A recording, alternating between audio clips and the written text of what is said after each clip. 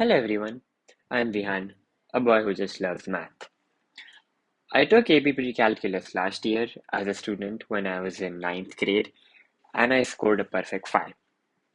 During my preparation, I realized that, there was a lack of content and test papers out there since it was the first time it was being introduced as an AP. And as a result, I did not have enough practice or guidance on the same.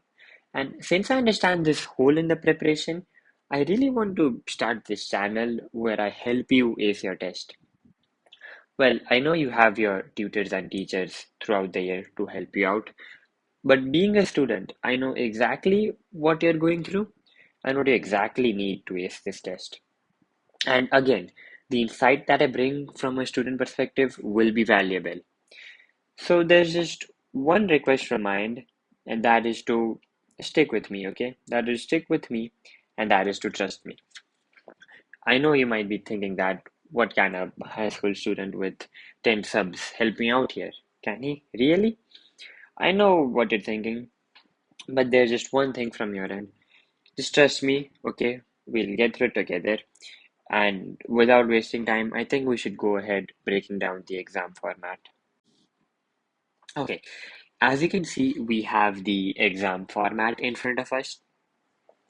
I've directly taken this from the College Board website, so there should be no problem about the accuracy. As it clearly states, we have two sections. The first one comprising of 40 MCQs and the second one comprising of 4 FRQs. Now, you'll realize that I have marked some parts in green and some parts in yellow. What I want you to understand is that there are some parts of the test that are very easy, where you can score heavily, and there are other parts which are moderately difficult and you need to work hard on them. As you can see, we have part A and part B here. Part A I feel is moderately difficult. It is not that easy, but neither is it that hard. And in order to ace this part, okay, you need to have good concept clarity. You need to have good concept clarity. Okay, the reason being is that there are, a vast number of topics that they cover, and there's a lot of variation over here, okay? And it contributes like 43% of a total grade, which is a significant chunk. So we need to work on this. Part B, okay, when I first looked at it in my sample paper, I was shocked. The reason being is that there were a lot of exponentiations, a lot of graphs, a lot of functions, and that is like terrorizing for any ninth grader who has just entered the world of math. It has 40 minutes and 12 questions, which is about 18% of your exam score. And what I feel is that this is the easiest part, okay? This is honestly the easiest part of your exam, okay? You just need to know how to use the calculator, which I will obviously cover in future videos. Once you know this, my friend, there is no one stopping you from getting full credit in this part of the exam. So, yeah, I think that's it. Let's move ahead. All right, moving on, we have the section 2, which is the free response question. You have two parts again. In one of them, the graphing calculator is allowed, and the other one, it is not permitted. Again, you'll see two of them marked in green, which is a good sign, and two of them marked in yellow. Now, if you look at part A, FRQ1, function concepts, this is again like one of the easiest FRQs.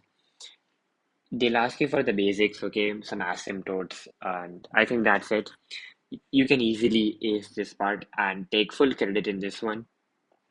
If we talk about FRQ2, which is modeling a non-periodic context, it is not that difficult, but again, it's not that easy. Okay, similar, similarly in FRQ3, modeling a periodic context, you'll realize that these questions, okay, in order for you to answer them, you need to understand what the question is asking. You need to analyze the question, you need to analyze some parts, and then only will you be able to answer this part. And it's not that difficult. So with some practice, we can ace both of these parts as well. And coming back to FRQ4, symbolic manipulations, again, with some practice, I think this is a very easy part as well. Another common misconception I feel is that is the one of between FRQs and MCQs.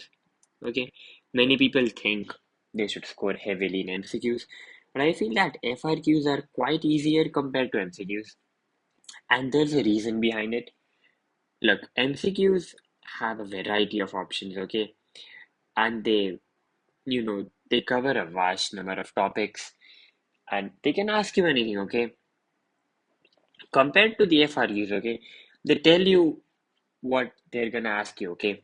Then you know what's question one, you know what's question two, you know what's question three, you know what's question four. And apart from that, they don't have a lot of variety, so they have a strict pattern that they adhere to without deviating much. So I think FRQ is something where people should heavily score, okay? And it does contribute to 37% of the grade. So if you do ace this part, then you don't need to worry about this one. So I think this is a common misconception that people have about FRQs being tougher than MCQ, which I don't think is the case. Well, I think that is all about the exam pattern. Um, you've looked at the easy parts, you've looked at the moderate parts. Understand that AP Precalculus is the easiest AP that College Board can offer. So there's no need for you to worry about the test. And in the next videos, I'll come up with actual math content. So stay tuned, stay